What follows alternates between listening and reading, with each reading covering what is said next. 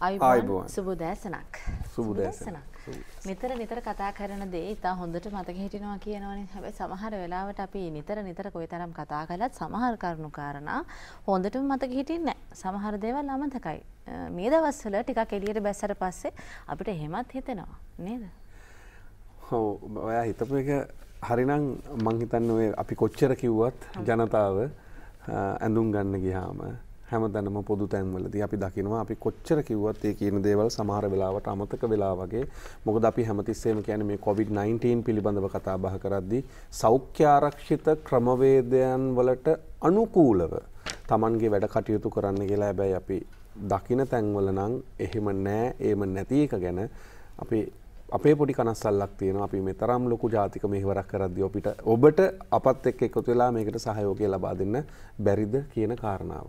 අවශ්‍යතාවයට මුල් තැන දෙද්දී කොවිඩ් වලට තියෙන අවධානය ටිකක් අඩු වෙලාද කියලා තමයි හිතෙන්නේ. හැබැයි කොවිඩ් අවධානම අඩු වෙලා නැති නිසා කොවිඩ් ගැන අවධානය ඉතා හොඳින් තියාගන්න එක තමයි හෙට දවසේ සෞඛ්‍ය තහවුරු කරන්න සෞඛ්‍ය සම්පන්න බවට හේතුවක් වෙන්නේ. ඉතින් මේ කතා කරන වෙලාවෙත් අපි ටිකක් සැනසීමේ යම් තාක් දුරකට හුස්ම ගත්තට ගොඩක් රටවල් අපි කියන්නේ සමහර රටවල් ලොක්ඩවුන් කරලා ශෂ්‍යංග. ඉතින් ඒ නිසා අසල්වැසි ඉන්දියාවෙන් දවසකට ඉතා විශාල ප්‍රමාණයක් කොවිඩ් රෝගීන් වාර්තා වෙනවා.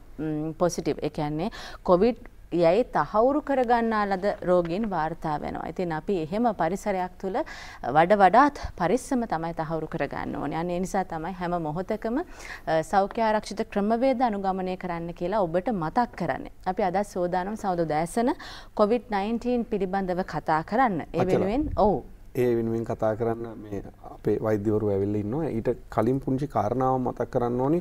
මේ ඊයේ රාත්‍රිය වෙනකොට දැනට COVID-19 පිළිබඳව හොඳ කතාවක් වුණා. ඉන්දියාවෙන් මම හිතන්නේ ලක්ෂයකට වඩා වැඩි ප්‍රමාණයක් වාර්තා වෙනවා. ඊශ්‍රායලය 19000ක් ලොක්ඩවුන් කරලා තියෙනවා. ඊළඟට ඉතාලිය වගේ රටවල් ගත්තාම අපිට වඩා බොහොම දියුණු රටවල් ලොක්ඩවුන්. නමුත් අපි රටක් විදියට ඉස්සරහින් ඉන්නවා. ඔබ ඒක තේරුම් ගන්න ඕනේ. අපේ රට දැන් මොනවා හරි කරලා සාමාන්‍ය විදියට ජන ජීවිතය ගෙනියන්න ඉඩ දීලා තියෙනවා. එතකොට ඊයේ වෙනකොට අපේ සම්පූර්ණ COVID-19 රෝගීන් 95018ක් වාර්තා වෙලා තියෙනවා. මේ අතරින් ප්‍රතිකාර හා නිරෝධායනය අවසන් කරලා තියෙන ප්‍රතිශතය ගත්තාම 96ක් අවසන් කරලා තියෙන කට්ටිය ඉන්නවා.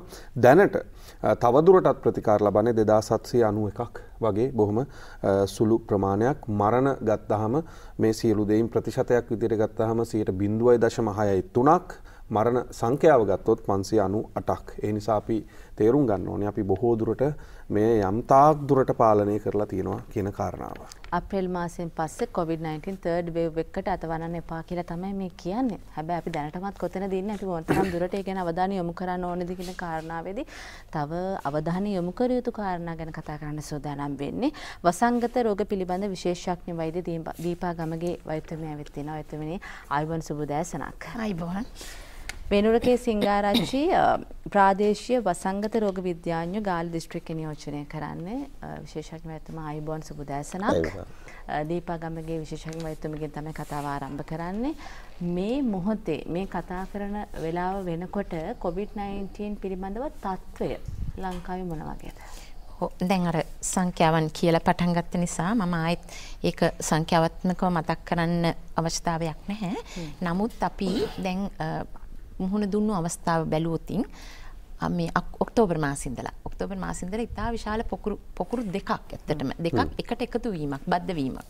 මොකද අපි අර මිනුවන්ගොඩ පැන්ඩික්ස් ආයතනයේ ප්‍රකුරෙන් පසුව මත්ස්‍ය වෙළඳපොළ ආශ්‍රිතව ඇතුණු පොකුරු මේ දෙක පෑලියකොට දෙක එකට එකතු වෙලා මේ අණුව මේක අපිට විතා විශාල ජාලයක් වුණා. මොකද මත්ස්‍ය වෙළඳපොළට ආව සේවාවන් ලබා ගැනීමට ආව පුද්ගලයන් සෑම ප්‍රදේශයකම හිටිය නිසා ඉතින් මේක පාලනය කරගන්න බොහෝ වෙහෙසක් දරලා යම්කිසි ප්‍රමාණයකට පාලනය කරගන්න නතු කරගන්න හදනකොටම මොකද වුනේ දෙසැම්බර් වල තිබුණ උත්සව සමයත් එක්ක අපිට නත්තල් උත්සවය ආවා, අවුරුද්ද ආවා, ඒකත් එක්ක තයිපොංගල් උත්සවය ආවා. මේ උත්සව සමයක් වුණා ඒක. මේ උත්සව සමයත් එක්ක ආයෙත් අර යම්කිසි ප්‍රමාණයකට පාලනය කරලා අපි වක්‍රය බැලුවොත් වක්‍රයේ අඩුවක් දැක්ක වක්‍රය නැවතත් උඩට ගිහිල්ලා දිනකට 800ක් 900ක් වාර්තා වෙන ප්‍රමාණයකට ආවා. ඉතින් ඉතා විශාල වෙහෙසක් දරලා මොකද ඊට පසුව ඒ උත්සව අවස්ථාව තරම් තිබුණේ නැහැ. එතකොට අපිට පේනවා මේ උත්සව සමයත් එක්ක තමයි ගොඩක් වෙලාවට මේ බොහෝ වශයෙන් ව්‍යාප්තිය සිද්ධ වෙන්නේ. එතකොට දැන් මේක මේ පෙබරවාරි මාර්තු අප්‍රේල් වෙනකොට යම්කිසි සාධනීය තත්වයකට ඇවිල්ලා තියෙනවා. දිනකට වාර්තා වෙන රෝගීන් 200 ගානකට අඩු කරගන්න පුළුවන් වෙලා තියෙනවා. ඉතින් අපිට 100 ගානට ගිය දවසුත් තිබුණා. අපි අනපේක්ෂිත විදිහට යාපනයේ ප්‍රදේශයේ ඒකත් වෙළඳ පළවල් ආශ්‍රිතව අපි කියන පොළ කියලා ඒ වගේ පොළවල් දෙකක්. ඉතින් ඒ දෙකේම ඒක දැනට සාර්ථකව මර්ධනය කරගෙන තියෙනවා. ඉතින් අපි මේ වගේ එක ස්ථානවල මේ ව්‍යාප්තිය ඇතිවීමේ අවදානම තියෙනවා. ඉතින් මේකේ මේ දැන් මේ 100 ගානක 200 ගානකට අඩු කරගත්තා කියන එකෙන් කියවෙන්නේ නැහැ රටේ අවදානම අඩුයි, රෝගීන් නැහැ. අපිට දැන් ඒ වගේම තමයි රට ටික ටික විවෘත කරනවා කියන්නේ අපි නවත්තගෙන තිබුණු වැඩ පටන් ගත්තා. ඒවට යම්කිසි නිදහසක් ලැබුණා. එතකොට මේ නිදහස ලැබුණු එක අපිට පේනවා සමහර වෙලාවට අයුතු ලෙසත් පාවිච්චි කරනවා.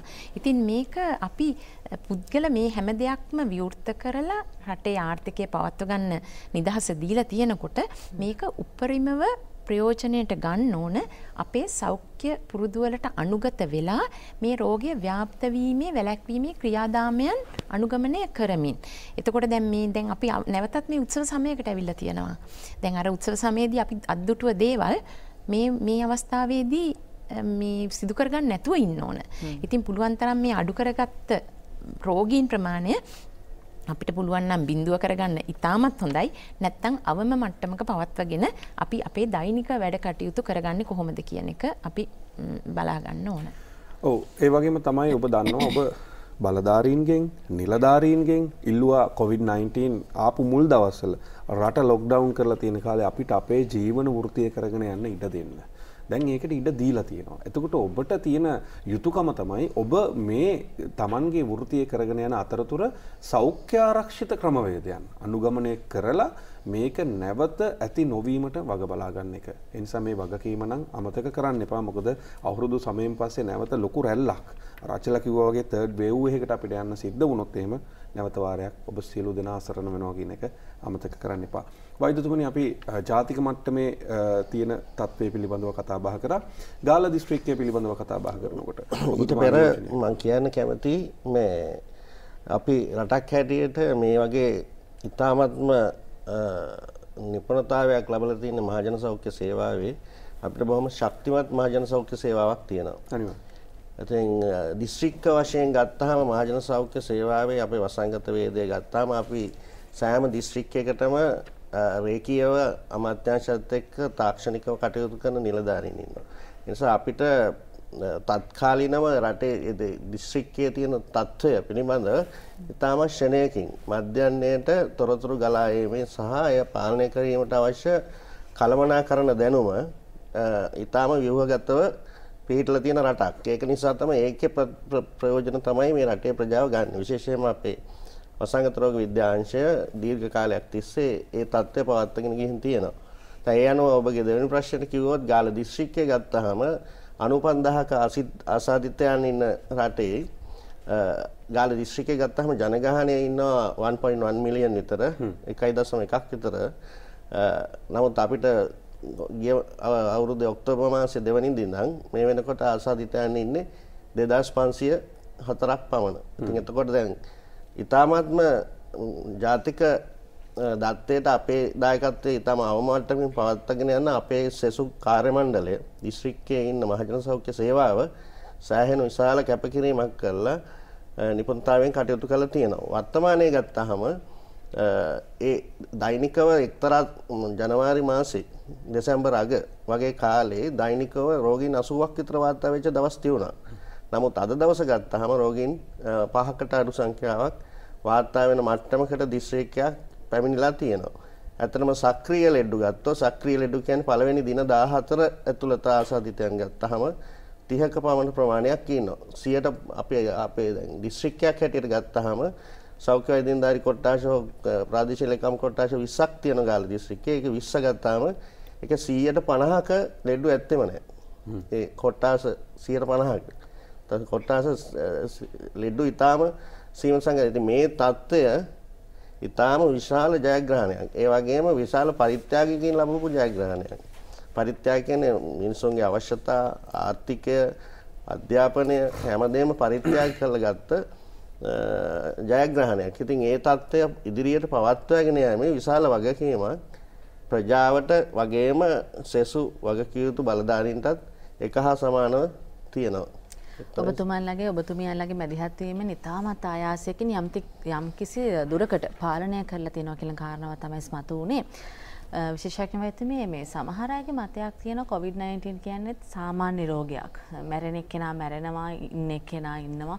ඒ නිසා කින තරම් පරිස්සමක් අවශ්‍ය නැහැ කියලා. COVID-19 මොනතරම් බරපතලයිද?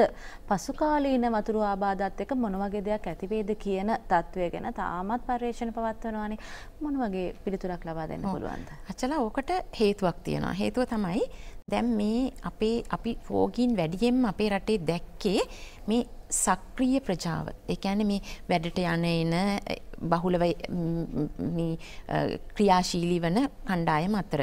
ඉතින් දැන් මේ රෝගය බැලුවොතින් රෝගයෙන් බරපතල තත්ත්වයට පත්වන්නෙත් මරණයට පත්වන්නෙත් වැඩිහිටි ජනතාව සහ නිදන්ගත රෝග තියෙන පුද්ගලයන්. ඉතින් ඒ කියන්නේ බැලුවොත් අපේ ආදරණීය අම්මා තාත්තා ආතම්මා සීයා මේ පුද්ගලයන් තමයි මරණයට පත්වන්නේ. ඉතින් දැන් මේකේ තියෙන බය. එහෙම නැත්තම් වෛද්‍ය මොහොතක් දෙන්න අපි වෙලාව බලමු. ඔව් වෛද්‍යමයා.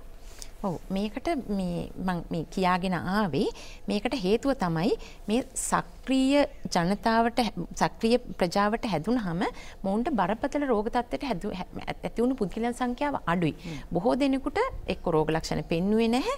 එහෙම නැත්නම් අඩු රෝග ලක්ෂණ ප්‍රමාණයක් පෙන්වුවේ. ටික දෙනෙකුට තමයි බරපතල රෝග තත්ත්වයක් ඇති නිසා මරණයටපත් උනේ. ඒතර අපි මරණයටපත් වුණු ප්‍රමාණය බැලුවොත් ඔවුන්ගෙන් 80%ක්ම මේ යම්කිසි නිදන්ගත රෝගයක් තිබුණ හෝ වැඩිහිටි ජනතාව. ඉතින් දැන් මේක අනිකුත් රටවල් මේ තත්ත්වය වෙනස්.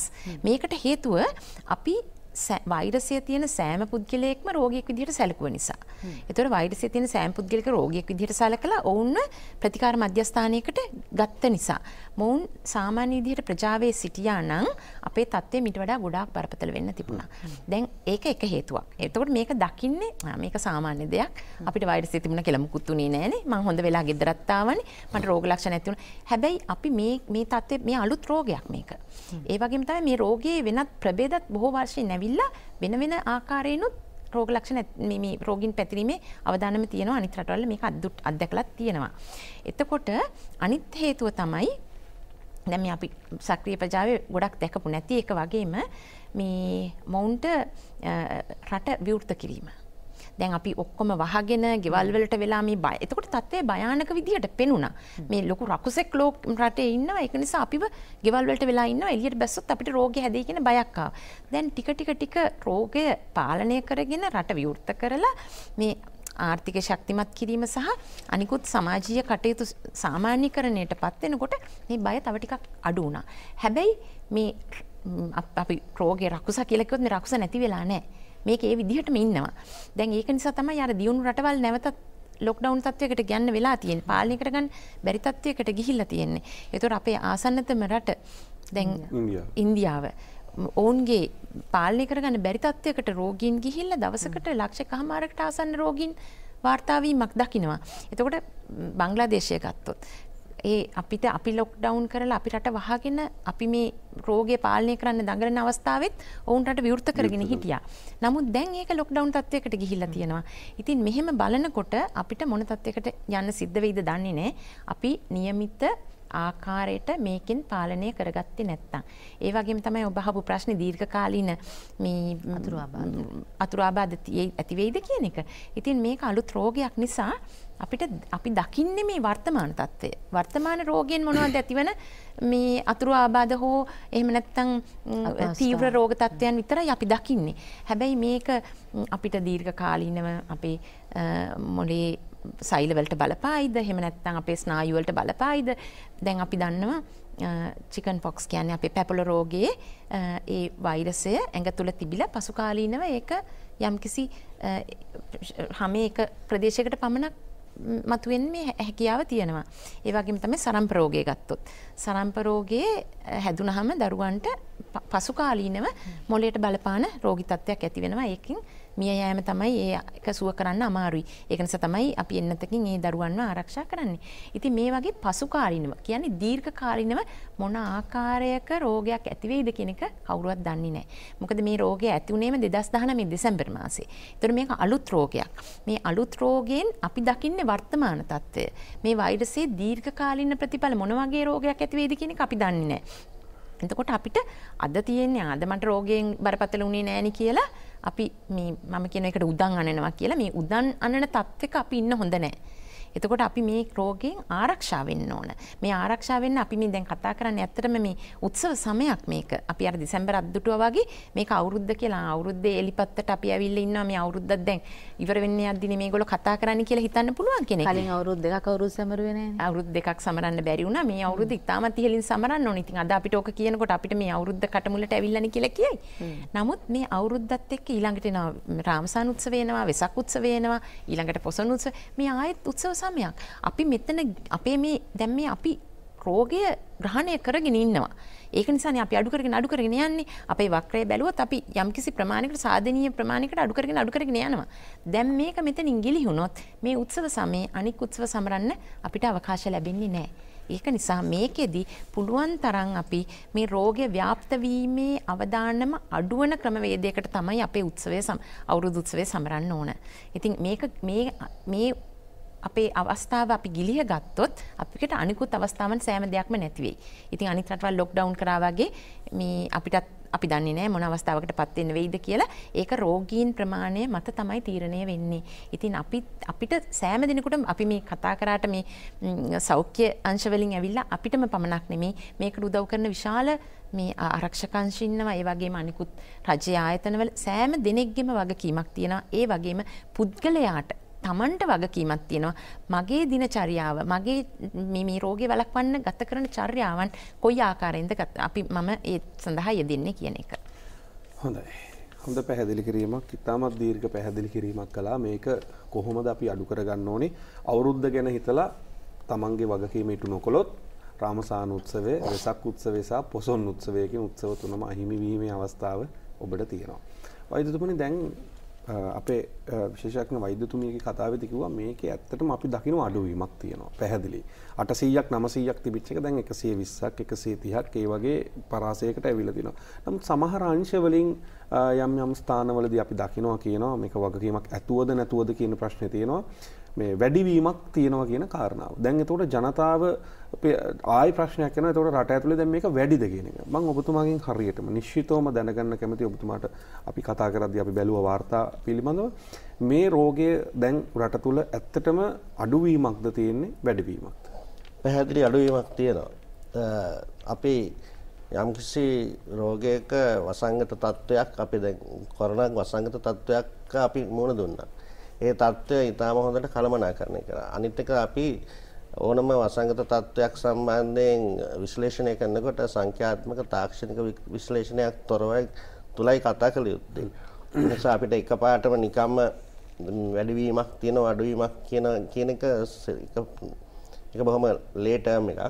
ඉතින් අත්‍ය වශයෙන්ම ගත්තාම අපිට කොරෝනා මේ රටේ ව්‍යාප්තගත ඒකට කියනවා ස්පොරැඩික් කේසස්. ඒ කියන්නේ තනින් තන ව්‍යාප්තගත කේසස් නැතුව මේක යන්න අමාරුයි. දැන් අපි ඩෙන්ගු වුණත් ඕනම වසංගත තත්ත්වයක යම්කිසි ප්‍රමාණයකට රෝගීන් හවුවීමක් වෙනවා. දැන් ඒ විශාල රෝගීන් සංඛ්‍යාවක් ඉඳපු එක තාමත්ම ප්‍රාමාණිකව ගත්තාම අපිට කළමනාකරණය කරගන්න පුළුවන් තත්යකට ගෙනල්ලා තියෙනවා. ඒ ගේන එක අතරතුරේදී දැන් යම්කිසි තැනක රෝගීන් 4-5ක් එක තැනක හමු වෙන එකත් අපිට ඉතාම වැදගත්. ඉතාම වැදගත් වෙන්නේ අන්න අර තනින් තන ස්කැටර්ඩ් විසිරුණු හුදකලා ආසාදිතයන් නිසා කුඩා ආකාරයේ පොකුරු නිර්මාණය වෙන්න පුළුවන්. ඒ කුඩා ආකාරයේ පොකුරු නිර්මාණය වෙනවත් තුල අර දැඩි ආසාදිත වෙනත් ප්‍රභේද වගේ ඒවා ආවොත් පෑලියගොඩ ක්ලස්ටර් එක වගේ අපිට මහ විශාල ප්‍රශ්න වලට මුහුණ දෙන්නත් පුළුවන්. නමුත් අද වර්තමාන තත්ත්වය ඔබ අහුව ප්‍රශ්නෙට උත්තරීතරක් කියනවා නම් ඉතාමත්ම පැහැදිලි අඩුවීමක් තියෙනවා. ඒක සෑම දිස්ත්‍රික්කයකම වගේ ඒ තත්ත්වය පවත්වාගෙන යනවා. තනින් තන මොකද අපි දන්නවා අපි කියනවා මේ යම්කිසි මේ වගේ කළමනාකරණය කරපු වසංගත තත්ත්වයක් තුළ ඕනම තැනක ඕනම අවස්ථාවක මේ හුදකලා පොකුරු ඇති වෙන්න පුළුවන්. දැන්ට එතකොට දැන් ඔය කියන විදිහට ඇත්තටම තව ඉන්නේ 2791ක් වගේ පුංචි කොටසක්නේ ප්‍රතිකාර ලබන්නේ. එතකොට දැනට PCR කරන ප්‍රමාණය අඩු කරලා තියෙනවද නැත්නම් සාමාන්‍ය විදිහට දැන් සමහර අය කියනවානේ වැක්සින් එකකින්ද PCR අතහැරලා තියෙනවා කියලා. එහෙමද නැත්නම් සාමාන්‍ය විදිහට PCR කරගෙන යනවද? නෑ මෙහෙමයි අපි PCR වර්ග කීපයකට කරනවා. මේ එකක් තමයි ආසාදිතයාගේ පළමු පෙළ ආශ්‍රිතයන්ගේ පළමු PCR සහ දෙවන PCR කියලා පරීක්ෂණ දෙකක් කරනවා. entry PCR and exit PCR. ඊට අමතරව අපි ප්‍රජා PCR සාම්පල ලබා ගන්නවා. ඊටත් අමතරව අපි රෝහල් වල විශේෂයෙන්ම ප්‍රධාන රෝහල් වල ශික්ෂණ රෝහල්, මූලික රෝහල් වල බාහිර රෝගී අංශයට එන රෝග ලක්ෂණ සහිත රෝගීන්ගේ PCR පරීක්ෂණ කරනවා. ඉතින් අපි සෑම දිස්ත්‍රික්කයකම වගේ අපි විශාල ප්‍රමාණයක් ඊළඟට ඒ PCR පරීක්ෂණ ප්‍රජාව තුළ සිදු කරගෙන යනවා. ඊට අමතරව අපි හඳුනාගත්ත high risk groups ඒ කියන්නේ අවදානම් පුද්ගලයන් අතර අපි හිතමු නිදහස් වෙළඳ කලාප. ඊළඟට අපි හිතමු දීවර කර්මාන්තයේ යෙදෙන පුද්ගලයන්. ත්‍රිවීල රථ රියදුරන්, බස් රථ රියදුරන්. ඊළඟට පොලිස් සේවය සහ ආරක්ෂක සේවයේ නිලධාරී. ඒ වගේ ප්‍රජාවට විවෘත වෙච්ච විවිධ ජන කොට්ටාශවල අපි ප්‍රජා සාම්පල කරනවා. ප්‍රජා සාම්පල කරලා අපි මූලික தত্ত্বය කියන්නේ අපේ බේස්ලයින් එක අපි ඉන්න තැන පිළිබඳව විශාල අවබෝධයක් අපිට තියෙනවා. ඒ කියන්නේ ඒ தত্ত্বය අපි දිගින් දිගටම පවත්වාගෙන යනවා. ඒ නිසා තමයි අපිට අනාවැකියක් යම්කිසි දෙයක් කියන්න පුළුවන් තත්ත්වයකට තියෙන්නේ. ඉතින් දැනට රජයෙන් අපි සෑම ශික්ෂණ රෝහලකම දැන් කරාපිටිය ශික්ෂණ රෝහලේ ගත්තොත් විශාල ප්‍රමාණයක් PCR සාම්පල පරීක්ෂණ කරනවා. මුළු දකුණු පළාතේම විශාල ප්‍රමාණයක් එතෙන්ට ලැබෙනවා. ඉතින් PCR පරීක්ෂණ කිරීම කිසිදු අඩුවක් නැහැ. ප්‍රජාවගේ දායකත්වය අවශ්‍ය වෙනවා. වැඩේ දැන් අපි අවබෝධ කරගත්ත එක දුර්වලතාවයක් ප්‍රජාවගේ තියෙනවා. රෝගය උත්සන්න වෙලා දැඩි බලපෑමක් තියෙන වෙලාවේදී වොලන්ටියර් කරාට කියන්නේ ස්වේච්ඡාවෙන් ඉදිරිපත් වුණාට PCR පරීක්ෂණ කරන්න දැන් ප්‍රජාවගේ අර පරීක්ෂණය ගෙදර ළඟට ගෙනවත් එය ලබා ගැනීමේ ඉතාමත්ම මැලිකමක් තියෙනවා. ඒ නොවිය යුතුයි. ඔව් ඖෂධයක් නොමැති රෝගයකට හිතේ තියෙන බය ශශරංග බොහොම වැඩි. හරියට නිකන් COVID-19 මුල් කාලේ තිබ්බා වගේ. හැබැයි විශේෂඥ මෛත්‍රිමේ දැන් එන්නතක් හොයාගෙන තියෙනවානේ. පළමු මාත්‍ර ලබාගත් අය සමහර වෙලාවට ටිකක් වැඩිපුර විශ්වාසයකින් ඉන්නවා. ඉතා විශාල වශයෙන් තමයි පරිස්සම් කියලා. ඒට අදහසක් වගේම එන්නත් කරනෙහි දෙවන මාත්‍රව ලබා දීමේ වැඩපිළිවෙලත් මොන වගේද කියලා ඔබතුමියගෙන් දැනගන්න කැමතියි. ඔව් අචලා දැන් අපිට එන්නත් ලැබුණේ ලෝකෙට එන්නත් ආවේ දෙසැම්බර් මාසේ. එන්නත් කරන්නේ පටන් ගත්තේ. ඒතකොට අපිට ජනවාරි 28 වෙනකොට අපේ රටට එන්නත් ආවා. ඉතින් අපි රටක් විදිහට හරිම මේ මම හිතනවා ගොඩක් සතුටු වෙවි යුතු මේ රටක්. මොකද මුල රටවල් 25 අතරේ එන්නත් දෙන්න පටන් ගත්ත මුල රටවල් 25 අතරේ අපි ඉන්නවා වගේම එන්නත් කරන්නේ පටන් අරගෙන මාසයක් අතරේ අපේ රටට එන්නත ගෙන්වා ගන්න හැකි වුණා කියන එකම අපේ ජයග්‍රහණයක්. එතකොට අපිට දුන්නේ අපි කොවිෂීල්ඩ් එන්නත. එතකොට ඇස්ට්‍රාසෙනෙකා කියන එන්නතම තමයි කොවිෂීල්ඩ් එන්නත. එතකොට මේ එන්නත් අපිට මුලින් හම්බුණ එන්නත් මාත්‍රාවන් ලක්ෂ 5ක් ඊට පස්සේ ඒක රජය මගින් සාකච්ඡා කරලා ඉන්දියන් රජයෙන් අපිට ලැබුණු මේ ඩොනේෂන් එක. ඊට පස්සේ රජය මිලදී ගත්තා ලක්ෂ 5ක්. ඊට පස්ව තමයි අපිට අර නියමිත ක්‍රමවේදයට හම්බ වෙනවා කියන අර කොවිඩ් මේ කොවැක්ස් පහසුකම යටතේ ඉන්න ලක්ෂ 2ක් ලැබුණේ. ඒතකොට ලක්ෂ 12ක ප්‍රමාණ 12 මාරකට ආසන්න එන්නත් ප්‍රමාණයක් අපේ රටට ලැබුණා. එතකොට මේකෙන් අපි එන්නත් දෙන්න පටන් ගත්ත ජනවාරි 29 ඉඳන් අප්‍රේල් 7 වෙනකම් පළවෙනි එන්නත් මාත්‍රාව විවිධ හඳුනාගත්ත අපේ ප්‍රමුඛතා කණ්ඩායම් වලට සහ ප්‍රමුඛතා කණ්ඩායම් අනුව දීගෙන ඇවිල්ලා දැන් ලක්ෂ 9,25,000කට ආසන්න ප්‍රමාණයක් දැනට එන්නත් කරණය කරලා තියෙනවා පළවෙනි මාත්‍රාව. ඒතකොට දෙවෙනි මාත්‍රාව ඒතකොට මේ කාල පරාසයක් තුළ තමයි එන්නත් දුන්නේ. මේක දීලා දෙවැනි එන්නත් මාත්‍රාව දෙන්න මුල කාලෙදී ලෝකෙ තිබුණ විද්‍යාත්මක මේ සාක්ෂි මත තමයි අපි මේ දෙන කාල පරස්සේ තීරණය කරන්නේ. මුලදී තිබුණේ මාසයක් අතර තමයි දෙවෙනි එන්නත් මාත්‍රාව දෙන්න ඕනේ කියලා. මේවා අලුත් එන්නත් අලුත් සාක්ෂි ඉදිරිපත් වෙනවා. එතකොට මාසයකින් දෙන්න කියලා තමයි අපි මුලදී පටන් ගත්තේ. නමුත් ඒක අලුත් සාක්ෂි ඉදිරිපත් වුණා. මේක පහුවෙලා දෙන තරමට ඇඟේ නිපදවන ප්‍රතිශක්තිය ආරක්ෂිත ප්‍රතිශක්තිය හොඳයි කියලා. එතකොට සති 10ක් 12ක් කියන එක තමයි ඊළඟට තීරණය වුණේ. නමුත් දැන් තියෙන අලුත්ම සාක්ෂි තමයි සති 16ක් යනකනුත් අර නිපදවුණු ප්‍රතිශක්තිය ආරක්ෂිත ප්‍රතිශක්තිය අඩු මට්ටමකට පත් වෙන්නේ නැතුව දෙවෙනි මාත්‍රාව ඒ අවස්ථාවේ සති 16ක් යනකම් ප්‍රමාද කරත් කිසිම ප්‍රශ්නයක් වෙන්නේ නැතුව මාස 4ක් යනකම් ගියා වුණත් දෙවෙනි මාත්‍රාව දුන්නාම නැවතත් අර ආරක්ෂිත ප්‍රතිශක්තියේ අපි කියන එකට බූස්ටිං අප් කියලා ප්‍රතිශක්තිය වැඩිවීම සිද්ධ වෙනවා ඒ ආකාරයෙන්ම කියලා. ඒ කියන්නේ පහුවෙන තරමට හොඳයි කියන සාක්ෂි තමයි දැනට ඉදිරිපත් වෙලා තියෙන්නේ. ඒ කියන්නේ දැන් පළමු මාත්‍රාව ලබා ගත්ත අයට දෙවන මාත්‍රාව දෙන්න එන්නත් තියෙනවද? මම මේ විස්තර කරගෙන ඉන්නේ ඒක තමයි. අපි දැන් ලක්ෂ 3.5ක ප්‍රමාණයක් එන්නත් තියාගෙන ඉන්නවා. මේ අර කාල පරාසයක නිදුන්නේ. දැනට තියෙනවා.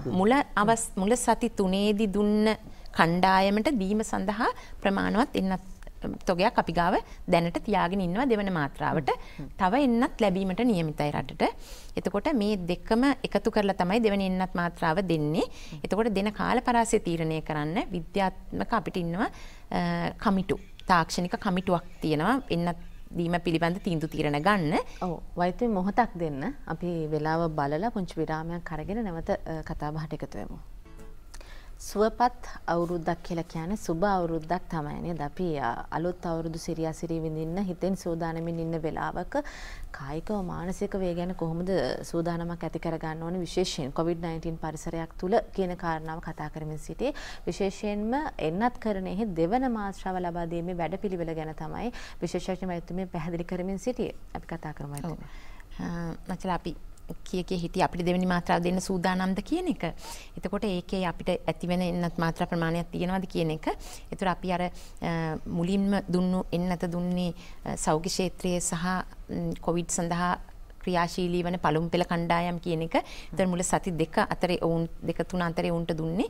ඉතින් ඒ කණ්ඩායමට දීමට ප්‍රමාණවත් එන්නත් මාත්‍රා සංඛ්‍යාවක් දැනට තියාගෙන ඉන්නවා. අනිකුත් අයට එන්නත් මාත්‍රා ප්‍රමාණයක් ලැබීමට නියමිතයි. ඉතින් ඒ අනුව දෙවෙනි එන්නත් මාත්‍රාව දීමට සූදානමක් තියෙනවා.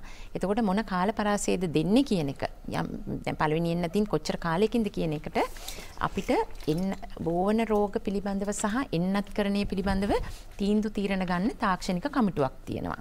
එතකොට මේ කමිටුව තමයි තීරණය කරන්නේ මේ ලෝකෙම තියෙන සාක්ෂි සලකලා බලලා වඩාත්ම ප්‍රජාවේ ප්‍රතිශක්තිය වැඩි කරන්න හොඳම කාල පරාසය මොකක්ද කියන එකට තියෙන සාක්ෂි විමසලා තීරණය කරනවා මොන කාලයේද දෙන්නේ කියලා.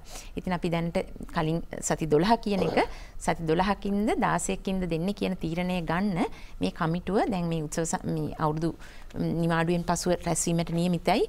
ඊට පසුව අපි මේ තීරණය ගන්නවා මේ අපි මොන දිනේද දෙවෙනි එන්නත් මාත්‍රාව දීමට පටන් ගන්න කියන එක. ඉතින් ඒ අනුව අපි දෙවෙනි එන්නත් මාත්‍රාව පටන් ගන්නවා. හොඳයි. ඔය කියන විදිහට සමහර වෙලාවට සමාජගත වෙලා තියෙන කාරණා තියෙනවා. මේ එන්නත අචලා මේ සති 4කින් දෙන්නේ මේ එන්නත් නැති හින්දා කියන එක. මම හිතන්නේ ඒක වැරදි මතයක්. අවශ්‍ය එන්නත් ප්‍රමාණය ලංකාවේ තියෙනවා. ඒ නිසා අපි සතුටු වෙන්න ඕන සහ මේ වැඩපිළිවෙල පිළිබඳව අපි ඇත්තටම අගය කරන්න ඕනේ. මොකද අපිට එන්නත් ප්‍රමාණය තියෙන හින්දා වෛද්‍යතුමනි දැන් අපි මේ එන්නත් වලට ගියාට පස්සේ දැන් ඇත්තටම මේ යම් ප්‍රභේද අලුත් ප්‍රභේද ලංකාවට එන්නේ පිටරට ඉඳන් ඇවිල්ලා නිරෝධායනය වෙලා එන අයකින් තමයි බොහෝ දුරට මේ දේවල් එන්නේ. දැන් නිරෝධායනය පිළිබඳව අපි ඉස්සර මුල් කාලේ නම් වැඩිපුර කතා කරාට දැන් කතා කරනවා අඩුයි. දැන් අපේ නිරෝධායන නීති රීති වලට අනුව නිරෝධායන කාල සීමාව අඩු කරලා තියෙනවා. දවස් 14ක් නිරෝධායන මධ්‍යස්ථානයේ ඉන්න ඕන එක දවස් 7කට අඩු කරලා ඉතුරු 7 අනිවාර්යෙන් නිවසේ නිරෝධායනය අවශ්‍යයි. මේ සම්බන්ධයෙන් අපිට කොහොමද පැහැදිලි කරන්න පුළුවන්? දැන් සමහර අය හිතනවා නෑ මධ්‍යස්ථානයේ දවස් 7 තුවාම ඇති ගෙදර ගිහිල්ලා ඊට පස්සේ අපිට අපේ සාමාන්‍ය වැඩ කටයුතු වලට යන්න පුළුවන්. මේකේ කොච්චර සත්‍යතාවයක් තියෙනවද සහ ගෙදර ඉන්න දවස් 7 කොච්චර වැදගත්ද කියන කාරණා පිළිබඳව අපි කතා බහ කරමු. ඔව් විශේෂයෙන්ම අපි විශාල යම්කිසි ප්‍රගතියක් මේ වසංගත තත්ත්වය පාලනය කිරීමේදී ලැබුවා නම් අපේ තියෙන නිරෝධායන ක්‍රියාවලිය ප්‍රජා සෞඛ්‍ය මහජන සෞඛ්‍ය සේවාව විසින් ඉතාමත්ම කාර්යක්ෂමව පවත්වාගෙන ගිය පහඳ තමයි මේ සියල්ල ලැබුවේ. ඒක සියලු දෙනා අවබෝධ කරගත යුතුයි. ඉතින් අද වෙනකන් මූලික මූලධර්මය දින 14ක නිරෝධායන කාලය කියන එක අපි වෙනස් කළා නැහැ. දින 14ක. නමුත් අපි අවස්ථාව දීලා තියෙනවා යම්කිසි පුද්ගලයෙක් විශේෂයෙන්ම මේ රටට පිට රටින් පැමිණෙන පුද්ගලයන් විවිධ රටවල් වලින් පැමිණෙනවා. විවිධ රටවල විවිධ වෛරස් ප්‍රභේද තියෙනවා. ඒක නිසා අපි විශේෂයෙන්ම රට ඇතුළත මේක දූපතක්නේ රට ඇතුළත එන පුද්ගලයාට විශාල වගකීමක් තියෙනවා රට ආරක්ෂා කරගන්න. එතකොට තමන්ට අවස්ථාව ලබා දීලා තියෙනවා පුළුවන් තරම් රජයේ පහසුකම් සපයලා තියෙනවා නිරෝධායනය යන්න ස්ථාන රජයේ මගින් පවත්වාගෙන යන සහ තමන්ට ගෙවීම කරලා ඉන්න. ඉතින් ඒකෙදි පහසුකම් සැපීමක් හැටියට මුලින් තියුණු දින ගානට අඩු කරලා දින 7කින් අපි පළවෙනි PCR පරීක්ෂණය ලෑන්ඩින් වලදී මේ රටට ඇතුළුණු ගමන් කරනවා. ඊට පස්සේ පෙර මේ සම්පූර්ණ මේ එක්වරක් හොයනතක් ලබාගත් පුද්ගලෙක් ඉන්නවා නම් ඔහුට ආය දින 7කින් PCR පරීක්ෂණය කළා. අපි දින 7ක් දින 7ක් අපි ඒ නිරෝධායන මධ්‍යස්ථානයේ තියලා ඉතිරි දින 7 පූර්ණ ගෘහස්ත නිරෝධායනයකට යොමු කරනවා. පූර්ණ ගෘහස්ත නිරෝධායනය කියන්නේ කිසිසේත්ම ඔහුට එළියට යන්න බෑ. ඒක පැහැදිලිවම දැනගන්න ඕන. අනිත් එක තමයි සෑම විටම මේ පුද්ගලයෙකුත් වගකීමක් තියෙනවා අදාළ ප්‍රදේශයේ මහජන සෞඛ්‍ය පරීක්ෂකවරයාට සහ සෞඛ්‍ය වෛද්‍ය නිලධාරීවරයාට දැනුම් දෙන්න තමන්ගේ පැමිණීම. ඒ වගේම අපේ රටේ අපේ ක්‍රියාවලියේ යාන්ත්‍රණයක් තියෙනවා අදාළ නිරෝධායන මධ්‍යස්ථානයෙන් විශේෂයෙන්ම දැනුම් දෙනවා ප්‍රාදේශීය ඉන්න සෞඛ්‍ය වෛද්‍ය නිලධාරීට. ඒ නිසා සියලුම නිරෝධායන වන පුද්ගලයන් තමන්ගේ මූලික වගකීම බැහැර නොකර අදාළ ඒ සෑම පුද්ගලයෙක්ම ඉතිරි දින 7 අනිවාර්ය නිරෝධායන කාලය හැටියට සලකන්න ඕන. දින 10ක් සම්පූර්ණ කරලා එළියට නිරෝධායන වෙලා යන අය ඉතිරි දින 4 අනිවාර්ය නිරෝධායනය වෙන්න ඕන. ඒ වගේම අදාළ දිනේදී PCR පරීක්ෂණය රජය මගින් හෝ වෙනත් බාහිර සේවා සපයන ආයතනයකින් ලබා ගන්න පුළුවන්. නමුත් ප්‍රාදේශීයව ඉන්න සෞඛ්‍ය වෛද්‍ය නිලධාරීගේ අනුදැනුම පිට ඔහුගේ මහජන සෞඛ්‍ය පරීක්ෂකගේ දැනුවත් භාවය තුලයි. මම ඒකට පොඩි එකතු කිරීමක් කරන්නම්. දැන් මේ රටට ඇතුල් වෙන, ඒ කියන්නේ අපි දූපතක් නිසා රටට ඇතුල් වෙන තැන් කියලා කියන්නේ මේ ports of entry. එතකොට අපේ රටේ පුද්ගලයන් එක ගැටෙනකොට අපි තියෙන වරාය සහ එයාපෝට් එක කියන එක. එතකොට මේ ගුවන් මගින් එන මේ පුද්ගලයන්. එතකොට මේ නිරෝධායන මධ්‍යස්ථානවල වෙනසක් කරලා තියෙන්නේ තනියම, ඒ කියන්නේ හෝටල් වල නවතින පුද්ගලයන් ඉන්නවා තනි කාමරයක තනියම ඉන්න. ඒ පුද්ගලයන්ට තමයි දැන් අර ඇවිල්ලා දවස් 7කින් ආපහු කරලා රටට ඇතුල් වෙන අවස්ථාවේදී PCR පරීක්ෂණය සහ දවස් 7කින් කරන PCR පරීක්ෂණය නෙගටිව් නම් නිවසට ගිහිලා ගෘහස්ත නිරෝධායනය. අනිකුත් පුද්ගලයන්ට සමූහයක් එකට සිටින අවස්ථාවකදී දවස් 14 අපි දවස් 10කින් තමයි ආයේ මේ පරීක්ෂණය කරන්නේ.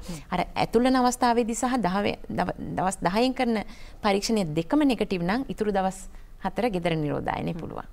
හැබැයි මේ එක අවස්ථාවකදී හරි පොසිටිව් වුණොත් එක පුද්ගලයෙක් හරි ඒ සම්පූර්ණ කණ්ඩායමට නැවතත් ඒ ස්ථානයේ ඉන්න වෙනවා. ඉතින් දවස් 7න් යන්න පුළුවන් අර තනියම සිටින පුද්ගලයන්ට තමයි. නමුත් සමූහයක් ඉන්නව නම් දවස් 10න් තමයි මේ PCR පරීක්ෂණ. පොඩි පහසුවක් සැලසලා තියෙනවා. මේකත් අපි අපේ උවමනාවටම කරපු එකක් නෙමෙයි. ගෝලීයව තියෙන සාක්ෂි අනුව මේ වෛරසයේ පැතිරීමට තියෙන කාලය ගැන සලකලා බලලා ගත්ත තීරණයක්. ඒ කියන්නේ අවශ්‍ය තැන්වලදී දැනුවත් කිරීම සිදු කරනවා. ඒ නිසා ඔබට අවශ්‍ය ස්ථානවලදී අවශ්‍ය යොමු කිරීම සිදු කරන නිසා ඒ වෙනුවෙන් යොමු වෙන අවස්ථාව තියෙනවා. විශේෂඥ වෛද්‍යතුමිය දැන් කොවිඩ් රෝගීන් වාර්තා වෙන්නේත් නාගරික ප්‍රදේශවලින් වැඩියෙන් එන්නත් කරණයේදී මූලික අවස්ථාව මුල් තැන දුන්නේත් ඒ නිසාම නාගරික ප්‍රදේශවල ජීවත් වෙන වැසියන්ට. ගමේ එච්චර කොවිඩ් රෝගීන් වාර්තා නොවන නිසා මේ නිවාඩු කාලේ ගමේ ගිහිල්ලා ටිකක් නිදහසේ ඉන්න පුළුවන්ද?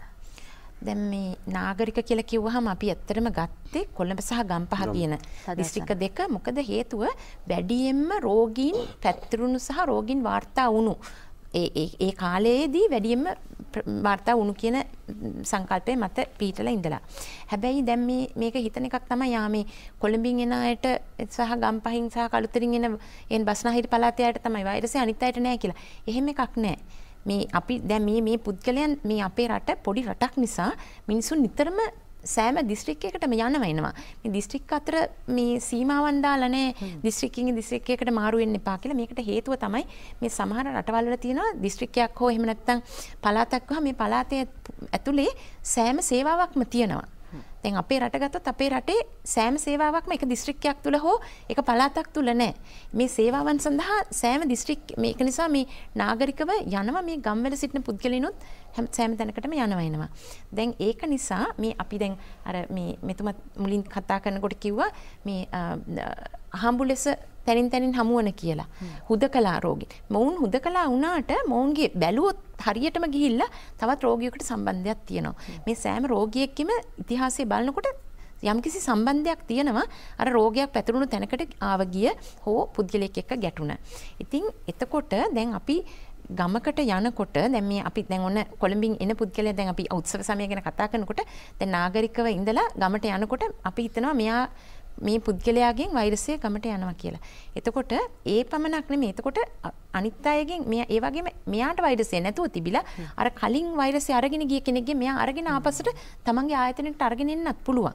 ඉතින් මේ දෙපැත්තටම පරිස්සම අවශ්‍යයි. එතකොට දැන් මේක හිතන එකක් තමයි මෙයා පරිස්සම් වෙනවා ගමේ කොතන ගියත් මට දැන් මම ගැන මම හිතුවොත් මම ගියා ගමකට මට වෛරසය දැන් නෑනේ මට අමාරුවකුත් නෑ. ඉතින් මම සෑම ගමේ ගෙදරකටම ගිහිල්ලා නොදැනුවත්ව Tamanට වෛරසය තිබුණොත් අර සෑම ගෙදරකටම වෛරසය දීලා එනවා. එතකොට දැන් අපි කල්පනා කරන්නේ Taman ගැන. මට ගමෙන් වෛරසය එන්නේ නෑ කියලා. නමුත් මම විසින් අනිත් මුළු ගමටම වෛරසය පතුරලා එන්න පුළුවන්. එතකොට දැන් අපි දෙපැත්තම හිතන්න ඕන. මගෙන් අනිත් පුද්ගලයාට යන එකත් වළක්වන්න ඕන.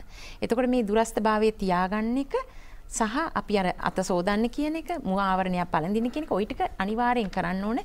ඒ වගේම තමයි අපි මේ පණිවිඩය මේ වෙලාවේ දෙන්න ඕන උත්සව සමයේ තමන්ගේ නිවස කරා යා යුතු අය යනවා.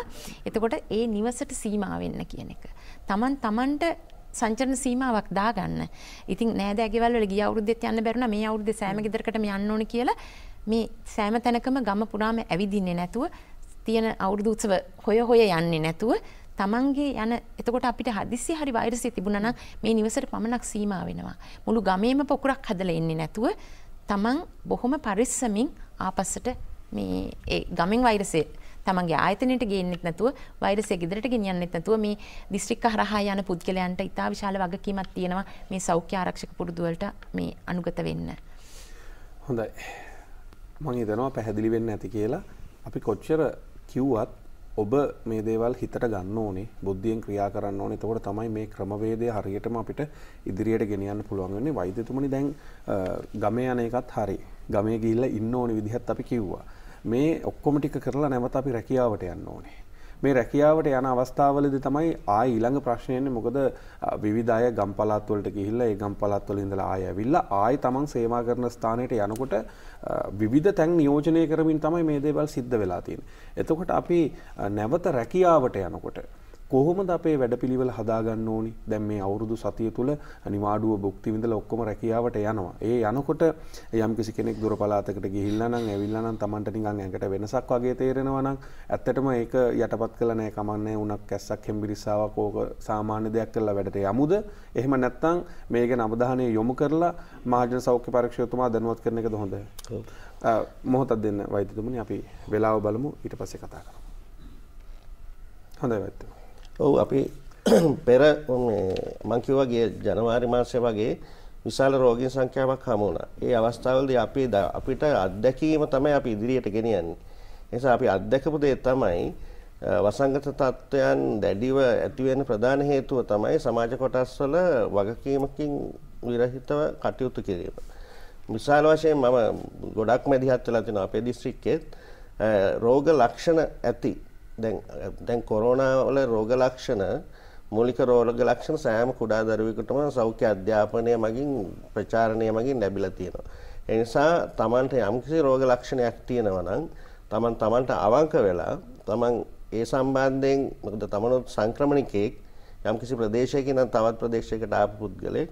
ඒක නිසා ඒ අවස්ථාවේදී තියෙන්නේ කෙලින්ම රෝහල් කරා යෑම සුදුසු දෙයක් නෙවෙයි. මොකද තමන්ට උණ තියෙනවා නම් සෙම් ප්‍රතික්ෂාව තියෙනවා නම් ඊළඟ කැස්ස තියෙනවා නම් මේ මූලික රෝග ලක්ෂණ ටික තියෙනවා නම් ඒ පුද්ගලයා වහාම කළ යුතු වන්නේ අදාළ ප්‍රදේශයේ සෞඛ්‍ය වෛද්‍ය නිලධාරීට හෝ මහජන සෞඛ්‍ය පරීක්ෂකවරයා අමතන්න. ඒ අමතුවට පස්සේ රජය සූදානම් කරලා තියෙනවා ගිලන් රථ සේවාවකින් කෙලින්ම අදාළ ප්‍රාදේශීයව තියෙන ප්‍රධාන රෝහල ඒ ඩෙසිග්නේටඩ් හොස්පිටල්ස් තියෙනවා. අපි එතකොට එතන තියෙන බාහිර රෝගී අංශය දැනුවත් කරලා මේ පුද්ගලයා ගෙනල්ලා ඔහුට අවශ්‍ය සියලුම සේවාවන් සපයනවා. දැන් මේ තත්ත්වයේ කිසිදු අඩුවක් නැහැ.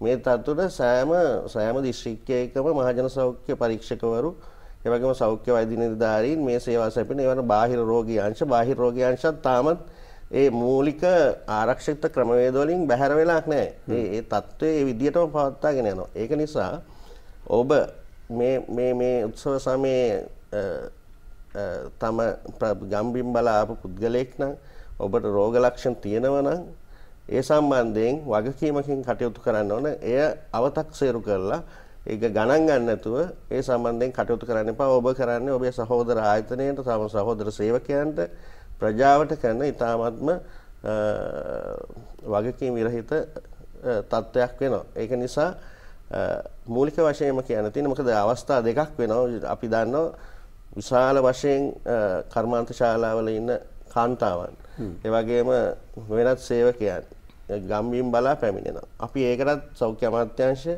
පහුගිය කාලේ පුළුවන් තරම් මේ තත්ත්වය කළමනාකරණය කරන්න අවශ්‍ය නිසා තත්කාලීනව එම ආයතන කර්මාන්ත ශාලාවල මේ වෛරසයේ හැසිරීම කොහොමද කියලා බලන්න අපි නිදහස් වෙළඳ කලාපවල විශාල වශයෙන් ප්‍රජා සාම්පල කරා.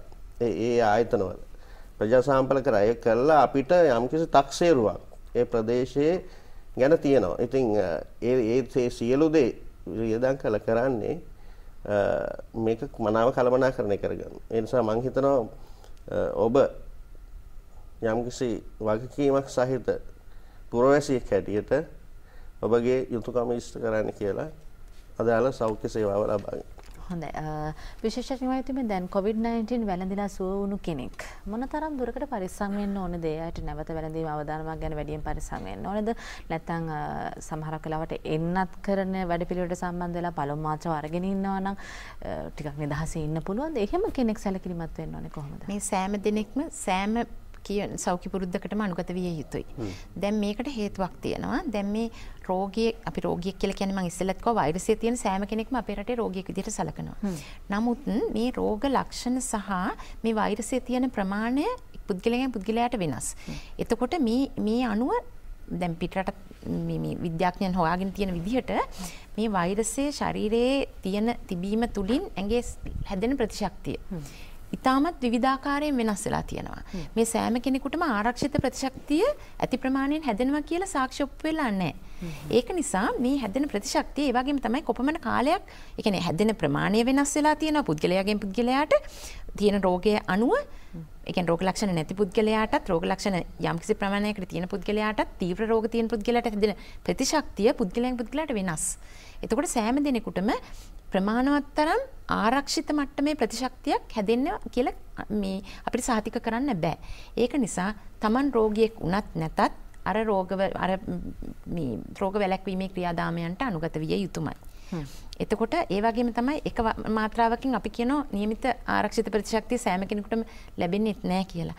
ඒක නිසා මේ අපි කියන සෞඛ්‍ය පුරුදු වලට රෝගය වැළැක්වීමට තියෙන ක්‍රියාදාමයන් සෑම දිනෙකටම එකයි. එතකොට මම එන්නත ගත්ත නිසා එහෙම නැත්නම් මට කලින් රෝගය හැදිච්ච නිසා කියලා ඒකේ වෙනසක් නැහැ. සෑම දිනෙකම රටේ සෑම පුරවැසියෙක්ගෙම Tamanට ලොකු යුතුයකමක් තියෙනවා. මේ රෝගය Tamanට වැළඳෙන්නෙත් නැතුව Taman රෝගය අනිත් පවුලට ගෙනියන්නෙත් නැතුව අනිත් පුද්ගලයන් ගෙනියන්නෙත් නැතුව මේ රෝගය වළක්වා ගැනීමට වගකීමක් තියෙනවා. ඉතින් අර කියන සෞඛ්‍ය පුරුදු වලට අනුගත විය යුතුමයි. හොඳයි අද 12 වෙනිදානේ. හෙට 13 වෙනිදා අනිත් 14 වෙනිදා කොයිතරම් කිව්වත් විශේෂ නැමැතුමේ පාරට යනවා, දේවල් මිලදී ගන්න යොමු වෙනවා. මොන වගේ වගකීමක් මේ වෙලාවේ අපිට තියෙනවද? අපි මොනතරම් පරිස්සම් වෙන්න ඕනද? අපි මුවාවරණයක් පැලඳගෙන ඉන්නවා දකින්න. බොහෝ වෙලාවට එක් රාශි වෙලා ඉන්න තැන්වල හැමෝම මුවාවරණයක් පැලඳගෙන ඉන්නවා. සැනිටයිසර් පාවිච්චි කරනවා. අර දුර පරතරය තමයි අඩු වෙලා තියෙන්නේ. යම් තාක් දුරකට පරිස්සම් නැද්ද ඉතින් කියලා කෙනෙක්ට හිතෙන්න පුළුවන්. ඔව්. දැන් මේක දකින්න එකක් තමයි අචල මුවාවරණයක් දාගෙන යන්නේ පාරේදී නීතියක් තියෙන නිසා කියන එක. තමන්ට නීතියක් තියෙන්න ඕන වගේම තමන්ට ආරක්ෂා වෙන මේක අවබෝධයෙන් කරන්න ඕන. එතකොට දැන් අපි දකින්න දැන් මම මේ උත්සව සමය නිසා මේක කියනවා අර ප්‍රිය සංഭാෂණ එහෙම නැත්නම් පුද්ගලයන් එකතු වෙලා එකට ඉන්න අවස්ථාවන් වලදී මේක දැන් මේක පාර තොටක යනකොට පාවිච්චි කරාට එකතු වෙච්ච තැනදී මේක ගලව ගන්නවා. එතකොට ආහාර අනුභව කරන අවස්ථාවේදී. එතකොට මේක අපි දැකපු දෙයක් තමයි මේ බහුල වශයෙන්ම මේ උත්සව සංഭാෂණ අවස්ථාවලදී මේක මුවාවරණයත් ගලවගෙන මේ ගොඩක් බඩු භාණ්ඩ මේ ෂෙයාර්ඩ් ප්‍රැක්ටිස් එක. පුද්ගලයන් අතර හුවමාරු කර ගැනීම. එතකොට මේක මගින් බහුල වශයෙන් රෝගය පැතිරිලා ගිහිලා තියෙනවා. ඉතින් අපි මේක මේ උපදේශයක් විදිහට මේ අවස්ථාවේදී මේ උත්සව සමයේදී මේ වගේ අවස්ථාවන් වලදී මේ සෞඛ්‍ය පුරුදු වලට අනුගත වෙන්න. එතකොට අපිට සෑම දෙයකින්ම වැළකීලා ඉන්න බැරි නම් ඒ අවස්ථාවට සහභාගී වෙන්න. හැබැයි තමන් අඩුම කාලයක් ඒවට ගත කරන්න අර අපිට රෝගය ව්‍යාප්ත වීමට තියෙන අවදානම අඩු කරන්න යම්කිසි අවස්ථාවකදී තව මේකත් කීව යුතුම දෙයක් තව කෙනෙක් කරා කියලා වැරදි වැඩක් ඒක අපි නොකර ඉන්න ඕන. ඇයි අතනදී මේ මිනිස්සු රැස්වීමට උපදෙස් මේ පුද්ගලයන් ගොඩක් රැස්ලා හිටියන අපිත් කරාම මොකද කියලා හිතන්නේ නැතුව ඒ වැරද්ද විදිහට දැකලා අපි ඒ වැරද්ද නොකර ඉන්න මේ වග බලා ගන්න ඕන. ඒක තමයි පුද්ගලයන්ගේ වගකීම විය යුත්තේ. එන්නත ලබා ගත්ත කෙනෙක් ඉන්නවා නම් එයා හිතනවා නම් මුවා ආවරණය දැන් අපිට ඕනේ නැහැ. අපේ වැඩේ හරි කියලා ඒක නම් හරි නෑ. ඒ වැඩේ වැරදි. එන්නත ලබා ගත්තත් ඔබට සෞඛ්‍ය මාර්ගෝපදේශන අනිවාර්යයි. ඒ වගේම තමයි හිතන්න එපා අවුරුද්දට ගමේ ගිහිල්ලා ආවම අපේ ඉතුරු වැඩ ටිකත් හරි කියලා. අවුරුද්දට ගමේ ගියාට කමක් නෑ. ඒ අයට මේක නොදෙන්න තමන්ගෙන් තව කෙනෙක්ට යන එක නවත්තන වැඩපිළිවෙල සහ වගකීම තියෙන්නේ තමන්ට කියන එක හැමතිස්සෙම පැහැදිලිව මතක තියාගන්න ඕනේ. එහෙම නේද අචල? ඔව්. අලුත් අවුරුද්දේ ආදරයට සෙනෙහසට ඩෙංගතුකමට හෝමාරු කරන තෑගි අතරත් COVID-19 සම්ප්‍රේෂණය වෙන්න ඉඩ කඩ තියෙන නිසා ටිකක් සැලකිලිමත් වෙන්නේ ගැන අපි මේ කතා බහට එකතු කරගත්තේ වසංගත රෝග පිළිබඳ විශේෂඥ වෛද්‍ය දීපා ගමගේ මහත්මිය. ප්‍රාදේශීය වසංගත රෝග විද්‍යාඥ ගාල්ල දිස්ත්‍රික්කයේ වෙනුරකේ සිංගාරච්චි මහත්මිය බොහොම ස්තුතියි ඔබ දෙපළට මේ කතා බහ වෙනුවෙන් එකතු වුණාට අද දවසේදී ආයුබෝවන්.